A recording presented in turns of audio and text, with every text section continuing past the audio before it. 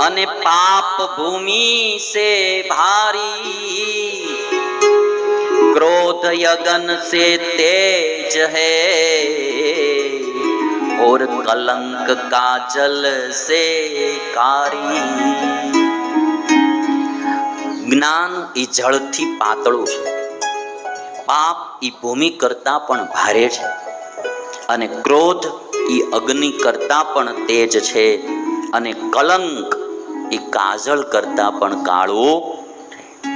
એટલે ક્રોધ છે એ અગ્નિ કરતા પણ તેજ છે. ક્રોધી છે ને એ દિવાસળીની જેમ બીજાને સળગાવે પેલા પોતે ખુદ હળગી જાય. ક્રોધી દિવાસળી છે એ બીજાને સળગાવે એ પેલા પોતે હળગી જાય, એમ ક્રોધીને આ થાય. એટલે ક્રોધ એક પ્રકારની આગ છે, એ મારે ને તમારે ઓછી કરવી. ક્રોધ એક વાવાઝોડું છે, અને કલંક એ કાજળ કરતા પણ કાળું. એટલે ક્રોધ છે એ અગ્નિ કરતા પણ તેજ છે. ક્રોધી છે ને એ દિવાસળીની જેમ બીજાને સળગાવે પેલા પોતે ખુદ હળગી જાય.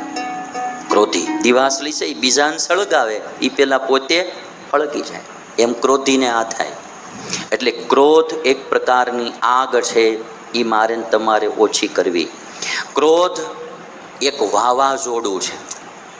ક્રોધ શું છે? વાવાઝોડું. ક્રોધ અને વાવાઝોડું બે હરખા વયા જાય પછી ખબર પડે કે નુકસાની કેટલી ગઈ. વયા જાય ને એ બે પછી ખબર પડે કે આ નુકસાની કેટલી ગઈ.